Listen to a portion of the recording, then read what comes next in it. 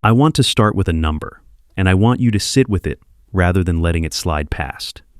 A widely reported survey found that around 45% of men aged 18 to 25 have never asked a woman out in person. Not once. Not a bad attempt, not a fumbled one. Never. Among men aged 26 to 40, the figure was reportedly similar. Now hold that next to something else from the same research. Roughly 3/4 of young women said they wish they were approached more often.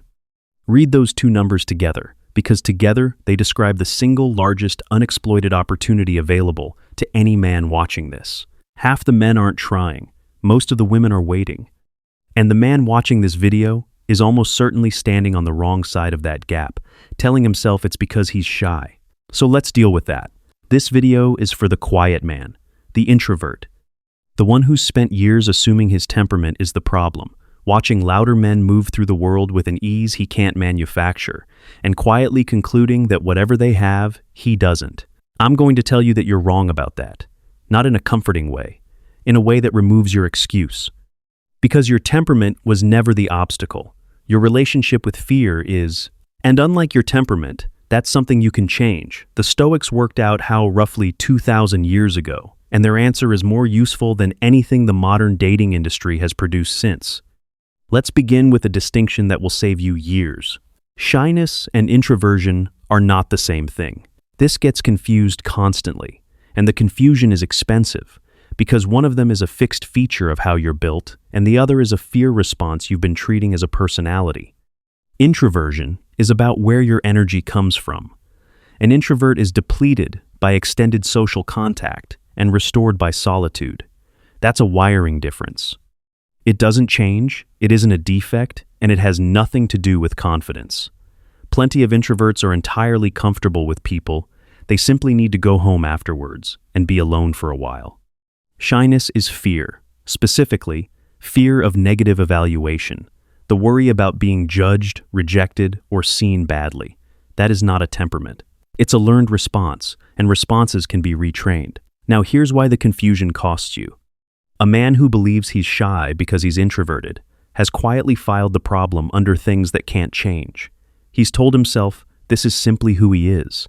And that story is comfortable because it converts a solvable fear into an unalterable trait, which means he never has to face it.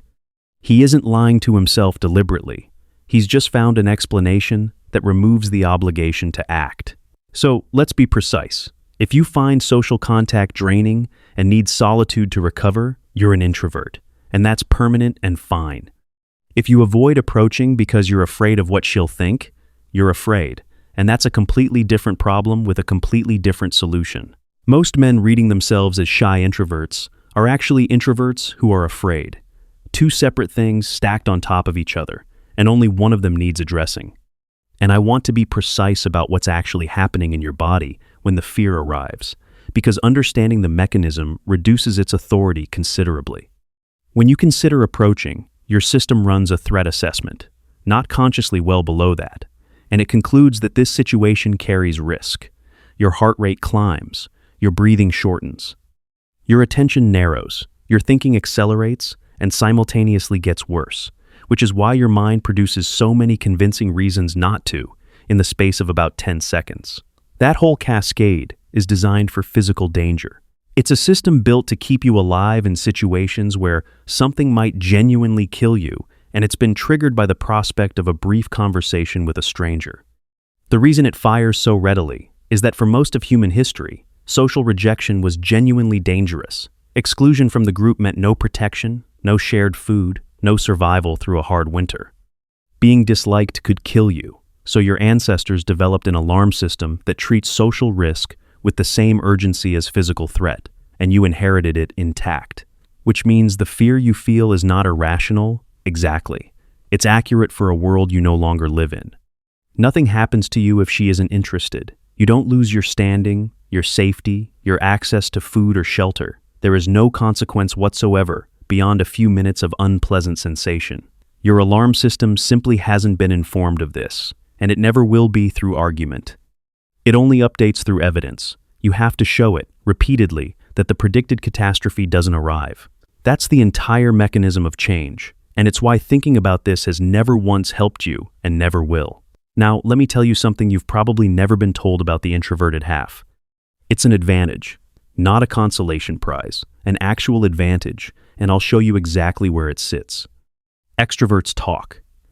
It's their default mode, and it's how they process, which means in most interactions, the extrovert is transmitting and everyone else is receiving. You are not built that way. Your default is to observe first.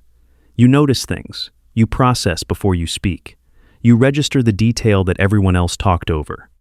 In most contexts, this reads as being quiet. In attraction, deployed correctly, it's devastating because the single scarcest thing in modern social life is a man who is genuinely paying attention.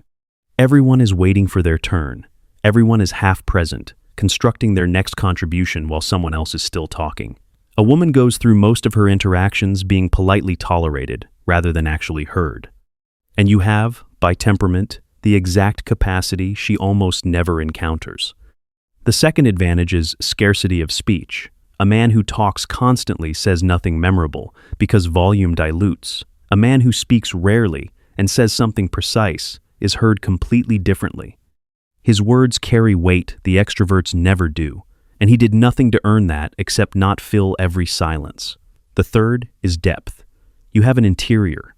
You've spent your life inside your own head, thinking things through, developing actual opinions rather than borrowed ones. That's genuine substance, and substance is precisely what makes a man worth discovering, rather than merely pleasant. Consider what that means in practice. The man who talks constantly has, in a sense, already been fully delivered. There's nothing left to find, because he's been broadcasting continuously since he arrived. You are the opposite. There's obviously more of you than has been shown, and that gap is precisely what generates curiosity in another person. Not because you're being strategic about it, because it's genuinely true. You do have more going on than you've said. Most quiet men experience that as a failure to communicate. It's closer to an asset they've never used. The correction isn't to start explaining yourself more. It's to stop treating your reticence as a deficiency and let it do what it naturally does, which is leave someone wanting to know more. There's a fourth advantage worth naming, and it's the one most quiet men never consider. You are not exhausting. Spend an evening with a man who talks continuously, and there's a specific fatigue that sets in. It isn't that he's unpleasant. It's that being around him is work. You're managing the flow, finding gaps, providing the audience he requires. People enjoy it for an hour, and then quietly want it to end. A quiet man who is comfortable in himself is restful to be around. There's no demand in it. She isn't required to perform, or entertain, or fill anything. And that ease is genuinely rare in a world where most social interaction is a mild performance for both parties. Now, that only holds if your quietness is comfortable rather than tense. A silent, anxious man is not restful, he's the opposite, because everyone in the room can feel him not being okay and starts unconsciously managing it. That's the difference between quiet and withdrawn, and it's entirely about your internal state rather than your word count. Which is exactly what the rest of this video is about. Fix the internal state, and your natural quietness converts from a liability into one of the more attractive things you could possibly bring into a room. So understand your actual position. You possess 4 qualities that men pay money trying to fake, and you've been treating them as a disability because you also happen to be afraid.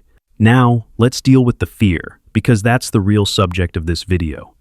But first, I want to widen the frame, because you need to understand the environment you're standing in. Something has genuinely collapsed in the last generation, and it isn't your imagination. Stanford research, led by Michael Rosenfeld, published in the Proceedings of the National Academy of Sciences, tracked how American couples actually meet.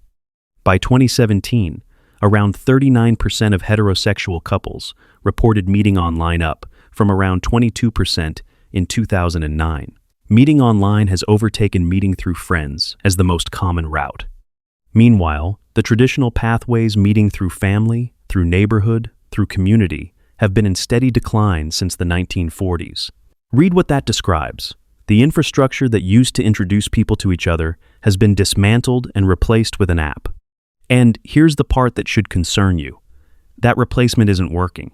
Surveys report that the overwhelming majority of men are disappointed by their dating app experience.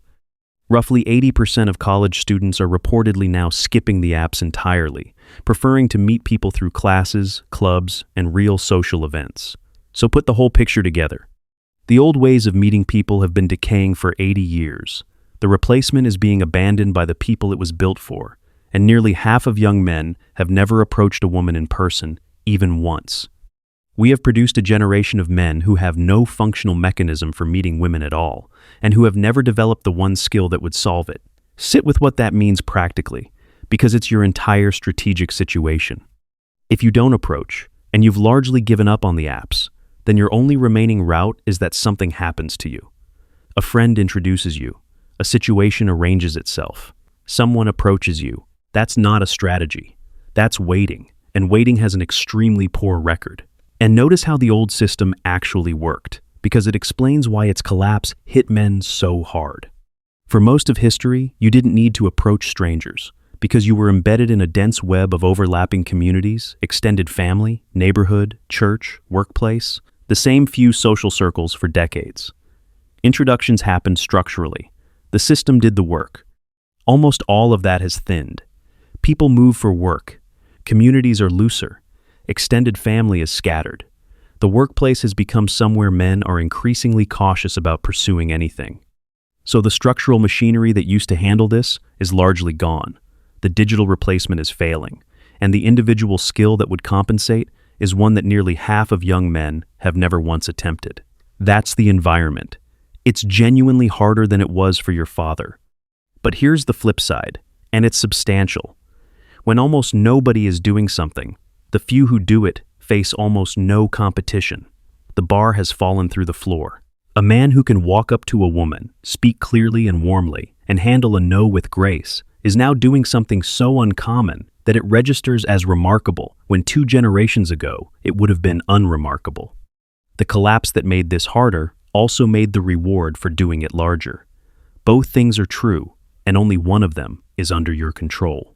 Now I want to name why, because the reasons are real, and I'm not going to pretend they aren't. The first is fear of rejection, which is ancient and universal, and we'll deal with properly in a moment. The second is newer, and it's genuinely difficult. A lot of men are frightened of being seen as creepy, of causing offense, of misjudging a situation, and becoming the story someone tells. That fear is not irrational. The social cost of getting it badly wrong is higher than it used to be, and men are aware of it. But notice what most men have done with that concern. They haven't learned to approach well, respectfully, in a way that gives a woman an easy exit and reads her response honestly. They've simply stopped. They've taken a legitimate reason to be considerate and used it as permission to never try. And the third reason, the one nobody says out loud, is that not approaching is comfortable. It costs nothing today. The bill only arrives years later, and it arrives quietly, so it never feels like a decision. Now, here's the hard part, and I said I wouldn't be soft. Every single one of those reasons is understandable. Not one of them changes the outcome. The years pass at the same rate, whether you approach or not. Your 20s don't wait while you work up to it. Your 30s don't extend to accommodate the time you spent preparing. There is a version of you, 10 years from now, who will look back at this exact period, and the only question that will matter to him is whether you did anything, because he will be living inside the consequences of it either way. That man is real. He's coming, and you're currently building his life with your Tuesday evenings. So let's build the answer, and we're going to build it out of Stoicism, because the Stoics understood fear better than anyone since, and their tools are directly applicable. The first tool is the dichotomy of control. Epictetus was born a slave. He had roughly as little control over his circumstances as a human being can have. And out of that condition, he produced the single most useful idea in practical philosophy. Some things are within our power, and some things are not, and almost all human suffering comes from confusing the two. Within your power, whether you approach, what you say, how you carry yourself, how you respond to the outcome. Not within your power, whether she's interested, whether she's in a relationship, whether she's having a terrible day, whether she finds you attractive, her entire history, mood, situation, and preferences. Now look at where your fear actually lives. Every bit of it sits in the second category. You're not afraid of walking across a room. You've walked across rooms your whole life. You're afraid of her response, which was never yours to determine. You've been paralyzed by an outcome you don't control, and you've been treating that outcome as a verdict on you. Here's the reframe, and it changes everything if you take it seriously. The approach is the achievement. Full stop. If you walk over and speak clearly and warmly and she isn't interested, you succeeded. You did the entire thing that was within your power. Her answer belongs to her. It's information about her situation, not a judgment on your worth. The man who approaches 10 women and is turned down 10 times has succeeded 10 times. The man who approaches nobody and is never rejected has failed completely while feeling like he protected something. Once you genuinely internalize that, the fear doesn't disappear, but it loses its authority because you can no longer fail at the thing you were afraid of failing at. The only available failure is not going. And notice how much this reduces the load you've been carrying. You've been walking into every potential interaction, holding an enormous weight, the responsibility for producing an outcome you were never in a position to produce. No wonder it felt heavy. You'd taken on a job that isn't physically possible. Set that down. Your job is the approach, the words, the manner, and the response to whatever comes back. That's the whole of it. It's a small job, and it's entirely achievable. And once you're only carrying that, walking over becomes a considerably lighter act. Epictetus put it in terms of a role in a play. You don't get to choose the part you're given or how the story goes. You only get to play your part well. Everything else belongs to the author.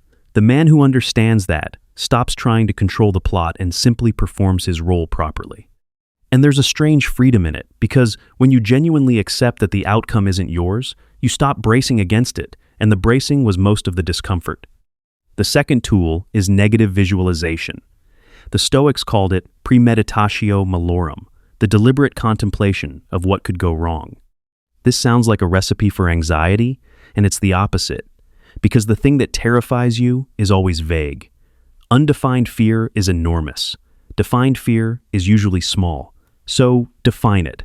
Right now, what is the actual worst realistic outcome of approaching a woman? She's polite and not interested. She says she has a boyfriend.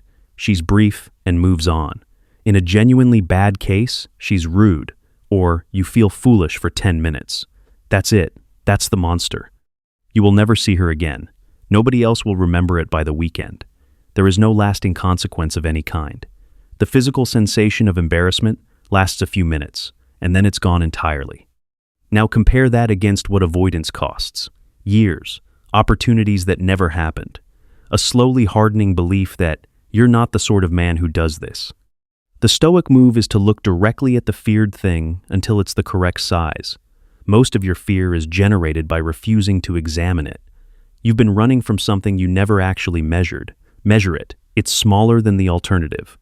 Seneca made an observation about this that's worth carrying with you. He noticed that we suffer far more in imagination than in reality, that a great many of the things we fear either never arrive or arrive and turn out to be manageable, while the anticipation itself does enormous damage in the meantime. That is precisely your situation. You have been paying daily for years in anxiety about an event that lasts 90 seconds and leaves no mark. The imagined version has cost you 1,000 times more than every actual rejection you've ever experienced combined. And there's a specific mechanism worth noticing. Your mind doesn't rehearse the realistic outcome. It rehearses a catastrophic one, her contempt, an audience noticing, a humiliation that follows you, none of which happens, but all of which you've felt repeatedly, in advance, for free. So run the exercise properly, not vaguely dreading it, actually specifying it. She says no. What then? You walk away. What then? You feel embarrassed for a few minutes. What then? It fades. What then? Nothing. There is no next step, because that's where the chain ends. Follow the fear all the way down, and you find it doesn't go anywhere.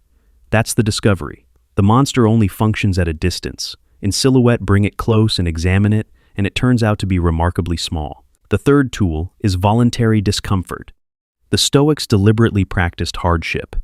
Seneca, who was extremely wealthy, periodically lived on the plainest food and roughest clothing, so he'd know from experience that he could handle losing everything, not as penance, as training. The principle, You conquer a fear by deliberately, repeatedly entering it in controlled doses, until the thing that once seemed impossible becomes ordinary. For you, that means graduated exposure, and I'll be specific about it later. But the principle matters more than the program. You do not become comfortable by thinking about it. You become comfortable by doing it badly, repeatedly, until it stops being remarkable. There is no version where you feel ready first. Confidence is downstream of action, never upstream. Every man who moves easily through this got there by doing it awkwardly 100 times, and you've been waiting for a feeling that only arrives on the other side. This is worth stating as plainly as I can, because it's the single most common place men get permanently stuck. You have been operating on a model where confidence comes first and action follows. Build the confidence, then approach. It's intuitive. It's what everyone implies, and it's completely backwards. The actual sequence is act, survive it, and confidence accumulates as a residue. Then act again from a slightly higher baseline. There is no other route.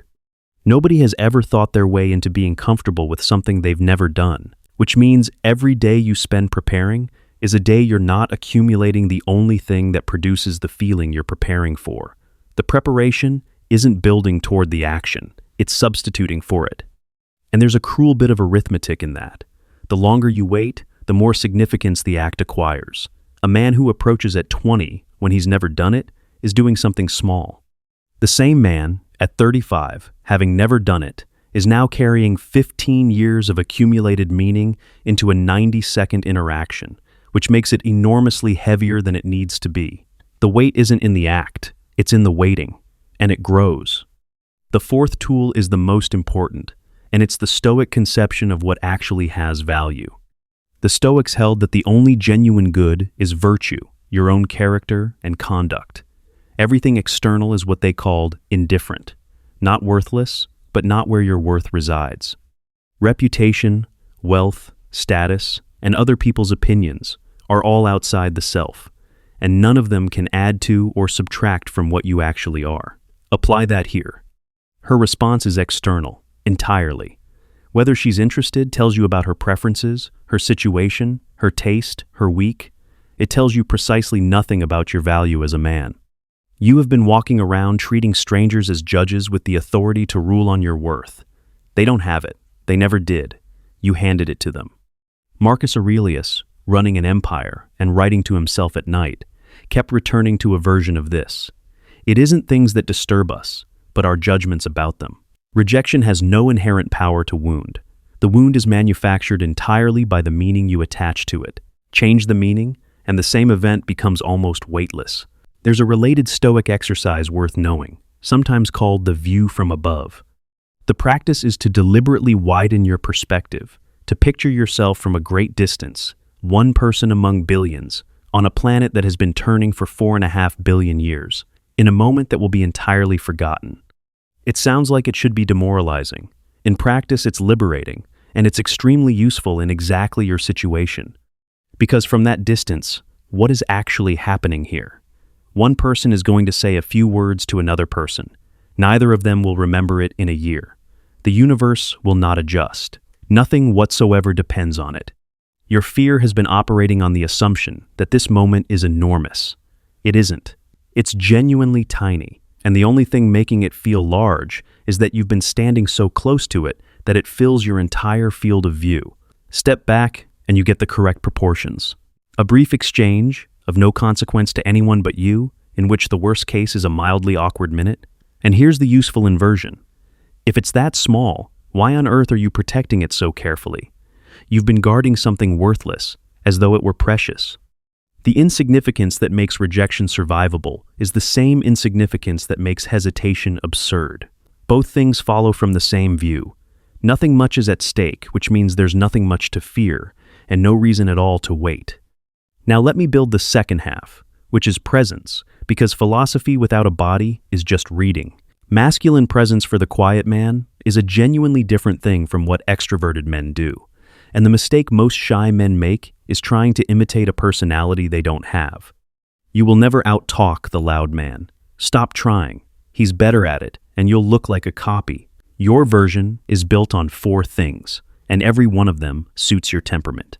The first is stillness. Watch a room. Almost everyone in it is moving, fidgeting, shifting, checking, adjusting. Restlessness is the default state of a nervous system that hasn't settled. Stillness stands out immediately. A man who is genuinely still, whose hands are quiet, whose posture doesn't keep rearranging itself, reads as someone who is not currently under threat. And people register that instantly, without any idea why. You're already halfway there, because your instinct is to observe rather than perform. The correction is simply not to convert that into small, anxious movement. Stand or sit as though you belong there. Slow your gestures down. Let your hands be still. And watch for the specific tells that leak, because most anxious men have several and have never once noticed them.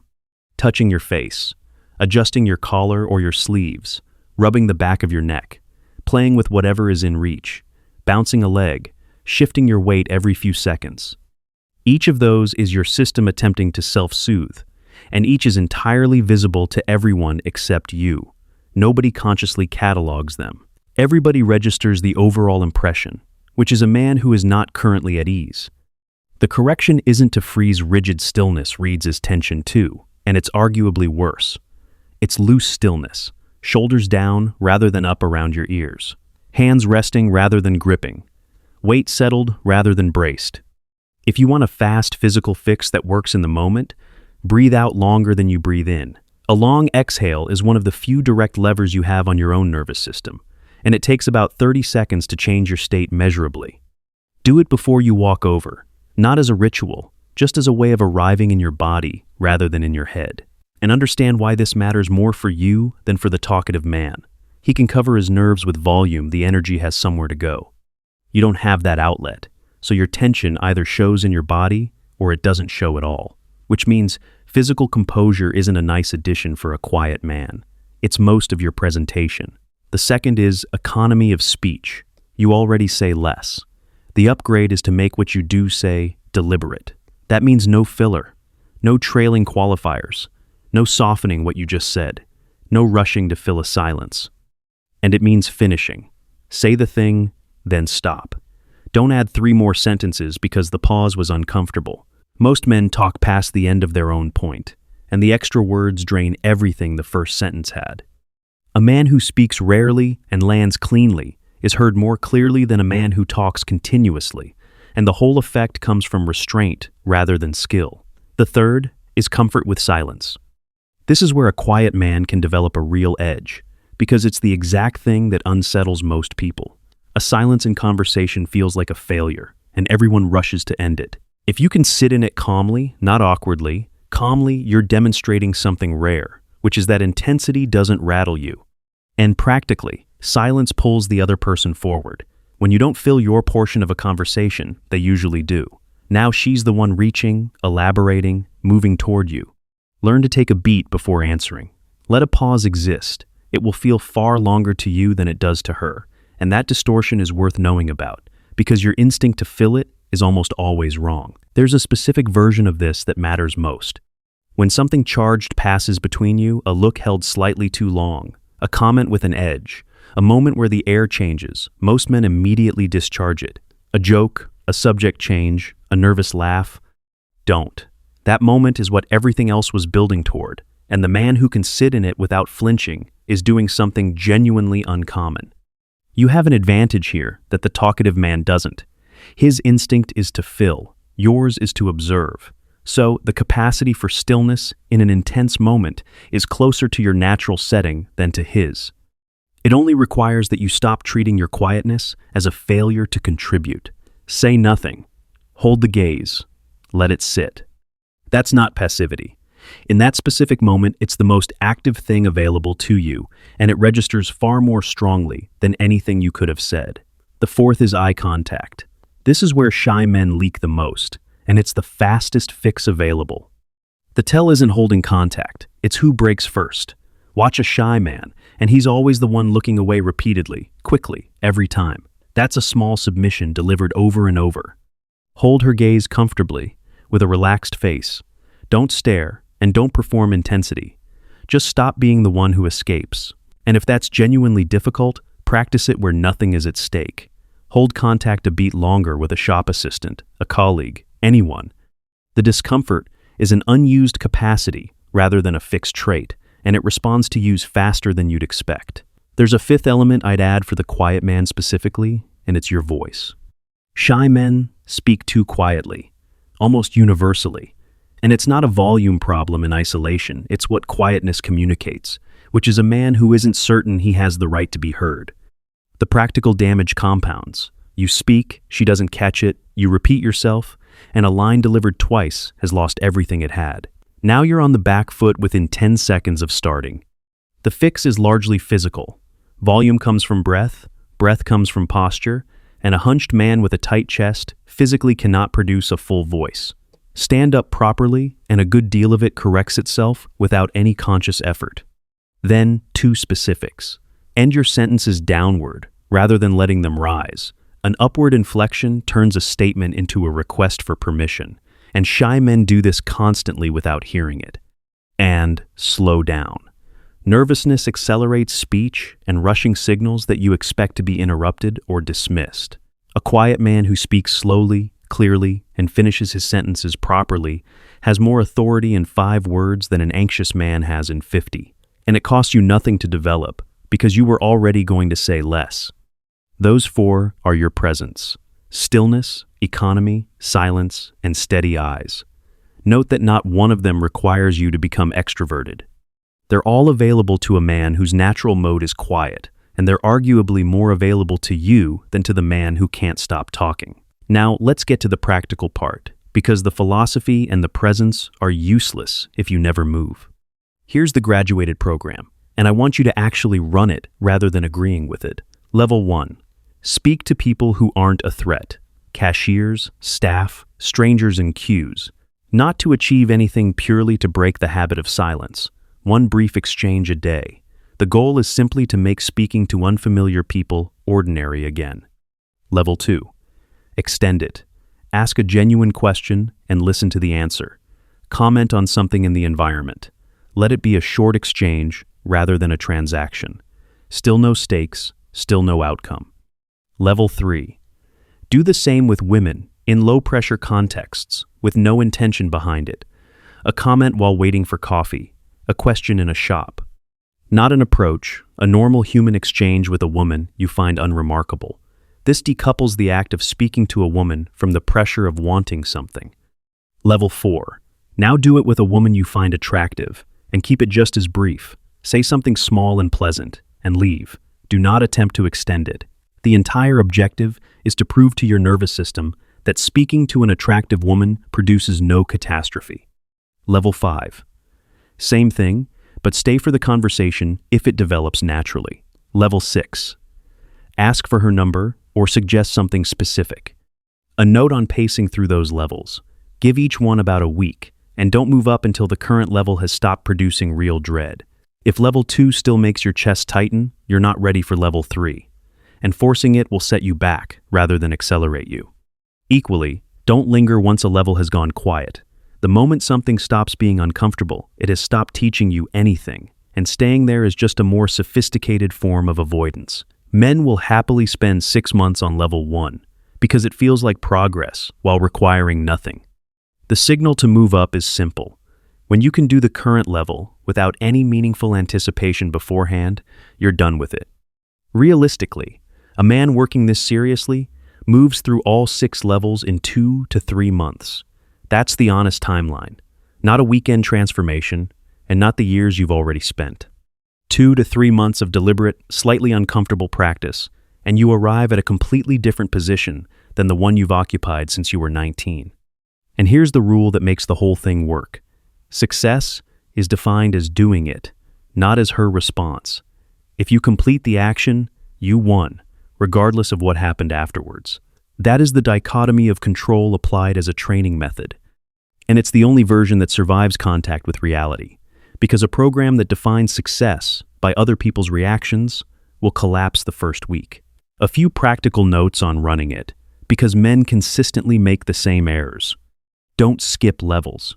The temptation, having understood all this, is to go straight to level 4 on Saturday night in a bar. That's how men blow themselves up. 1. Overwhelming attempt at maximum difficulty, executed badly, confirms every fear you had and sets you back 6 months. The graduated version works because each level makes the next one merely slightly uncomfortable rather than terrifying. Don't wait for the perfect situation. There isn't one. You'll notice yourself developing sophisticated criteria. She looks busy. It's not the right setting. There are too many people. There aren't enough people. Those aren't assessments. That's your fear finding respectable clothing. Do it when you're not in the mood, especially then. The whole point is decoupling the action from the feeling, and if you only act when you feel like it, you've built nothing. Keep a record, not of outcomes of attempts. A note on your phone, 1 line per approach. What you'll notice within a month is that the count is going up and the dread is going down, and seeing that written is more convincing than any amount of encouragement. And accept that some of them will go badly, not tragically. Just badly. You'll fumble a sentence, she'll be brief, you'll walk away feeling clumsy. Those still count. In fact, those are the valuable ones, because they're the direct evidence your nervous system needs that a bad approach produces no consequences whatsoever. Now, one practical instruction that matters enormously. Move quickly. The gap between noticing and acting is where the argument happens, and you will lose that argument every time. Within a few seconds of deciding, go. Not because speed is impressive, but because hesitation is where your mind builds the case against it. Give it 30 seconds, and you'll have constructed a completely convincing reason why this particular moment is wrong. You'll believe it. It'll be false, and you'll walk out having proved to yourself again that you're a man who doesn't. Decide and move. The thinking is the enemy, not the fear, and understand what your mind is actually doing in that gap, because it's worth recognizing as it happens. It isn't reasoning, it's constructing a defense. Your system has flagged a threat and is now generating whatever argument will most efficiently get you to stand down, and it's extremely good at this because it has been practicing on you for years. The arguments arrive fully formed and entirely plausible. She's with a friend. She looks like she's leaving. This isn't the right setting. You'd be interrupting. There'll be a better moment. Every one of those is manufactured after the decision to retreat has already been made. The conclusion came first, and the reasoning was assembled to justify it. Here's how you can tell. Notice that the reasons change depending on the circumstances, but the outcome never does. If she's alone, it's that she looks busy. If she's with someone, it's that you'd be intruding. If it's quiet, it's too exposed. If it's crowded, it's too chaotic. A process that reaches the same answer, regardless of the inputs, isn't evaluating anything. Once you've seen that pattern in yourself, it loses a great deal of its power. You'll still hear the arguments, they don't stop, but you'll recognize them as what they are, which is your fear negotiating rather than your judgment assessing. And then you can do the only thing that works. Acknowledge the argument, decline it, and move anyway. What should you actually say? Far less than you think, and this is genuinely good news for a quiet man. Something honest and brief, that you noticed her and wanted to say so. A genuine observation about the situation you're both in. A simple question. That's it. There's no line. There has never been a line. The words carry almost none of the weight, the delivery carries all of it, and delivery is calm, unhurried, warm, and finished. Say the thing. Stop talking. Let her respond. And notice how well that suits you specifically. The extroverted approach relies on charm, momentum, and a great deal of talking, which is precisely the thing you're worst at and least inclined toward. The version that works for a quiet man is almost the opposite. Walk over calmly. Say one honest, brief thing. Hold her gaze. Stop. That's it. That is a complete and effective approach, and it requires almost nothing you don't already have. No wit, no story, no charisma, no performance. Directness delivered calmly. In fact, the calm brevity often lands harder than the charming version, because it reads as a man who isn't working for a reaction. The talkative approach carries an implicit request in it. Please find this entertaining. The brief one doesn't ask for anything, and that absence of demand is felt. So stop imagining you need material. The material was never the obstacle. You could have done this at any point in the last 10 years with 8 words and a steady voice. There's one more thing worth knowing. Whatever you say will come out worse than you planned, and it won't matter. You'll fumble the phrasing, you'll be slightly too quiet, You'll forget the good version you had in your head. Every man does. Nobody is grading the sentence. What she's actually reading is whether you're calm and whether you're genuine, and both of those survive a clumsy delivery entirely intact. The awkward, honest approach works far more often than men expect, because the awkwardness itself reads as sincerity. And critically, give her an easy exit. Approach from the front, in her line of sight, never from behind. Keep it short enough that she can conclude it in 4 words, without awkwardness. Read the first response honestly. If it's warm and open, continue. If it's polite and closed, say something pleasant and go. That last part isn't only ethics, though it is that. It's also what makes you effective. A man who reads a no accurately and leaves gracefully is a man women feel safe around, and that reputation travels. And this addresses the fear I named earlier, the worry about being seen as creepy, which has stopped an enormous number of decent men from ever trying. Here's the thing worth understanding.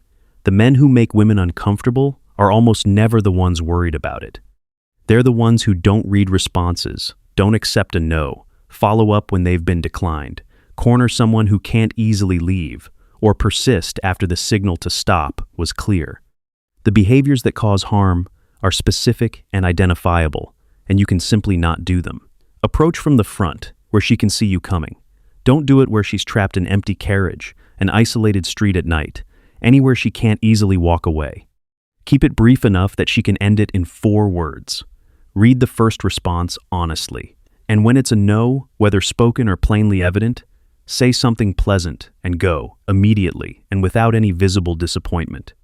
Do that, and you are not the problem. You're a man who spoke to someone respectfully and accepted her answer, which is a completely normal human interaction that has been happening for the entire history of the species. The fact that you're worried about it at all is reasonable evidence that you won't be. Genuinely predatory men are not troubled by this question. Your concern is a sign of conscience, and conscience, combined with clear behavioral rules, is entirely sufficient. So stop using a legitimate ethical concern as a permanent excuse. Learn to do it well and then do it. Now let's deal with rejection properly, because everything hinges on it. When she isn't interested, here is what has actually occurred. A woman with her own history, preferences, relationship status, mood, and circumstances has determined that this particular interaction isn't for her. She has told you something about the compatibility of 2 specific people at one specific moment. That's the entire event. What has not occurred? Any assessment of your worth, any statement about your future, any information about whether you're the kind of man women want. Your mind will attempt to convert the first thing into the second, and that conversion is the only part that hurts. The event itself is nearly weightless. So, handle it as a stoic would. Note what happened. Note that it was outside your control. Note that you executed the part that was yours. Continue. And be careful about what happens next, because this is where men go wrong in a way that's difficult to undo. Do not turn it into resentment. There is an entire ecosystem waiting to tell you that rejection means women are shallow, or the game is rigged, or you were owed something you didn't get. That story is comfortable because it removes your responsibility. It's also a prison, and men who enter it don't leave.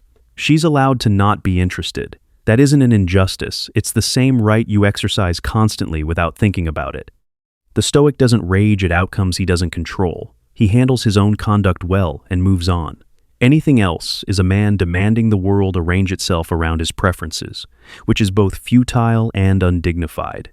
There's one more piece of Stoic equipment worth having here, and it's the one they'd have considered most important. The Stoics held that events arrive as they arrive, and that the wise response isn't merely to endure them, but to accept them fully, to stop wishing reality had been arranged differently. Later writers gave this the name amor fati, love of fate. Applied narrowly, that means this: the rejection was going to be the rejection. Wishing it had gone otherwise is arguing with something that has already happened, which is the purest waste of energy available to a human being. But there's a larger application, and it matters more. Your temperament was given to you.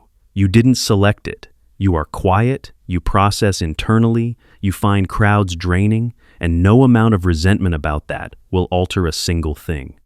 So stop fighting it. The quiet man who spends his life wishing he were the loud one is at war with material he cannot change, and that war is exhausting and unwinnable. Accept the temperament completely. Then work out what it's good for, and it's good for a great deal, as we covered. Depth, attention, restraint, the capacity to be genuinely present rather than performing. The Stoics would say you've been handed a particular set of circumstances, and your only real task is to use them well, not to have been dealt different ones. To play this hand properly. Which reframes the whole project. You're not trying to overcome being introverted. You're trying to become an excellent version of an introverted man still, deep, unhurried, and no longer governed by fear. That version genuinely exists. He's considerably more compelling than the loud alternative, and every component of him is already in you. Now let me say the harder things, because I promised I wouldn't be soft, and because you probably need them more than the encouragement. Nobody is coming. There is no scenario where this resolves without you doing something uncomfortable. No woman is going to approach you and remove the requirement. No amount of self-improvement reaches a point where the approach becomes unnecessary. There's no version where you build enough of a life that women simply arrive. Building yourself makes it easier and makes you better when it happens. It does not exempt you from the act. Your preparation has become procrastination. If you've been watching this kind of content for a year and have approached nobody, you aren't preparing. You're consuming material about a thing instead of doing the thing, and it feels like progress while producing nothing. The learning became the substitute for the acting. The comfort is the trap. Not approaching costs nothing today. That's precisely what makes it dangerous. There's no bill, no immediate consequence, no moment where the price becomes visible. It accumulates silently across years and presents itself all at once, much later, as a life that didn't happen. And the years are not waiting. This is the part men genuinely don't feel until it's too late. Time doesn't pause while you get ready. Every month spent working up to it is simply a month gone, and it doesn't come back or get added to the end. Seneca wrote an essay about this, that people guard their money carefully and give away their time to anyone, despite time being the only thing they can never recover. He observed that we act as though we'll live forever, deferring the things that matter to a future that keeps receding. You are doing exactly that, in the most specific possible way. You have been deferring a 90-second act for years, on the assumption that there'll be time later. There is less than you think, and it isn't distributed the way you imagine. The window in which any of this is easiest is open right now and closing steadily, and every year you spend preparing is subtracted from the far end. Here's a question worth sitting with, rather than dismissing. If nothing changes, if you carry on exactly as you have been, what does year 5 look like? Year 10? Not the version where you eventually sort it out. The honest projection of the current trajectory extended. Same avoidance, same reasons, same preparation. Most men have never run that projection deliberately, because it's uncomfortable and vague dread is easier to live with than a clear picture. But do it now. Actually picture it. If what you see is acceptable, fine, carry on. If it isn't, then understand that the only thing standing between that projection and a different one is a series of 90-second discomforts you have been declining to accept. That's the entire mechanism. Not talent, not luck, not looks. A repeated willingness to be briefly uncomfortable, which you have so far refused, and which is available to you starting this week. Now here's the thing I most want you to hear, and it's the reason I opened with those numbers. Half of the men your age have never done this even once. Most young women say they wish someone would. You are standing in front of an enormous, unguarded gap, and the only reason you haven't walked through it is a feeling in your chest that lasts about 90 seconds and leaves no trace. That's the whole obstacle. Not your temperament, not your looks, not your conversational ability. 90 seconds of discomfort, standing between you and everything on the other side. The men who move through the world with what looks like ease are not braver than you in some constitutional way. They simply cross that 90 seconds enough times that it stopped registering. That's the entire difference, and it's available to you starting this week. I want to attack one more belief before we finish, because it sits underneath everything, and it's false. The belief is that you need to become someone else first. More muscular, better job, more money, more interesting, better at conversation. And then, once that man exists, the approach becomes reasonable. Every part of that is worth pursuing, and none of it is a prerequisite. Men, in far worse condition than you, with less to offer by every visible measure, are meeting women constantly, for the simple reason that they speak to them and you don't. That's not a comfortable thing to hear, because it removes the explanation you've been using. If it were about your build or your income or your wit, the problem would be external and slow and not really your fault. Once it's about a 90-second act you've been declining, it becomes yours entirely, and it becomes solvable this week. That's the trade this video is asking you to make. You give up the comfortable explanation, and in return, you get the thing back under your control. And notice the trap in the self-improvement story, because it's a sophisticated one. There's always more to improve. There's no threshold at which you'll feel finished. So, a man who's waiting to be ready has selected a condition that can never be satisfied, which means he's chosen permanent deferral while genuinely believing he's on a path. Build the body, build the career, build the mind. All of it makes your life better, and makes you better when the moment comes. But build it alongside, not before, because the version of you that keeps improving and never approaches is just a better prepared man with the same empty result, and there are a great many of him about. Let me leave you with the identity shift, because that's what actually holds this together. You have been calling yourself shy. That word is doing a lot of work, and none of it is in your favor. Shy positions the whole thing as something you are, rather than something you're currently doing. It sounds permanent. It excuses. Change the word. You are not shy. You are a quiet man who is learning to act despite fear. That's accurate. It's honest about the difficulty, and it points somewhere.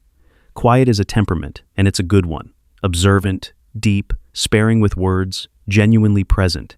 Fear is a state you're working through. The goal was never to become loud. It was never to become someone else. The world is not short of talkative men, and you would make a poor one. The goal is a quiet man who is still, steady, unhurried, who says little and means it, who holds a gaze without flinching, and who walks across a room when he decides to not because the fear has gone, but because he stopped letting it decide. That man is genuinely rare. He is far more compelling than the loud one, and every component of him is already in your temperament, waiting on one thing, the willingness to be uncomfortable for 90 seconds at a time. And I want to be honest about the timeline, because false expectations end more attempts than fear does. The first one will be bad, genuinely. Your voice will be off, your timing will be wrong, you'll walk away replaying it and wincing. That's not a sign you shouldn't have. It's simply what a first attempt at anything looks like, and you've forgotten that because you stopped doing new things years ago. The 10th will be noticeably easier, not comfortable, easier. Somewhere around the 20th or 30th, something shifts. The dread that used to start building an hour beforehand mostly stops arriving. The act becomes ordinary, still slightly uncomfortable, but no longer significant. And that's the actual destination, not fearlessness. Nobody achieves that, and it isn't worth aiming at. What you're building is a man for whom this is a normal thing he does, occasionally, without it being an event. That takes months, not days, which means the men who fail at this aren't the ones who felt too much fear. They're the ones who tried twice, found it as unpleasant as expected, and concluded it doesn't work for them. It works. It just takes longer than one bad Saturday, and it requires you to keep going through the part where you're demonstrably not good at it yet. That's the same requirement as any skill worth having. This one simply feels more personal, because you've been treating your ability to do it as a statement about your worth rather than as a competence you haven't developed. It isn't a statement about your worth. It's a skill you haven't practiced. Those are extremely different problems, and only one of them has a solution. Marcus Aurelius wrote his private notes in military camps on the frozen edge of an empire, mostly reminding himself to do the difficult thing he already knew he should do. 2,000 years later, the instruction hasn't changed, and neither has the resistance. You already know what to do. You've known for a while. The only question left is whether the man 10 years from now inherits a life you built or a list of moments you watched go past. So decide now, while you're still feeling this, because the feeling fades by tomorrow morning. One approach this week. 1. Not a strategy, not a transformation, not a plan. One woman, one brief, honest sentence, and then whatever happens, happens. Do that, and you will have already separated yourself from nearly half the men your age. Not eventually, this week. And let me tell you what actually changes, because it isn't primarily about women. The first time you do something you've been avoiding for years, something recalibrates. Not in a dramatic way. You don't become a different man overnight. But a belief you've been carrying about yourself takes a direct hit. And beliefs about yourself are load-bearing. You've been operating, quietly, on the assumption that you're the sort of man who doesn't do this. That assumption has been shaping far more than your dating life. It shows up in what you apply for, what you ask for, what you're willing to risk, how much you're prepared to want out loud. Break it in one place and it weakens everywhere. That's why this particular act matters disproportionately. It isn't really about the woman or the conversation. It's about proving to yourself, with evidence rather than intention, that you're a man who does uncomfortable things when they need doing. That man makes different decisions about his career, his health, his friendships, and what he's willing to tolerate. All of it downstream of a 90-second act you've been declining. So do it for that, if the other framing doesn't move you. Not to meet someone, to find out what else changes when you stop being a man who doesn't. And if it goes badly, you'll discover the thing every man discovers on the other side of it, that it was never as large as it appeared from here, and that you'd been paying an enormous price to avoid something remarkably small. Now, if you're going to do this, don't do it alone. The single biggest predictor of whether a man follows through on something uncomfortable is whether anyone else knows he said he would. If you are interested in joining a community of men walking the same path, come and join us Discord for this channel. Links in the description. If you want to go deeper still, you can support the channel and get extra content by becoming a member.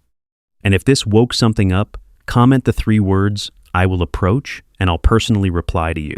This is Freedom Forge. See you in the next video.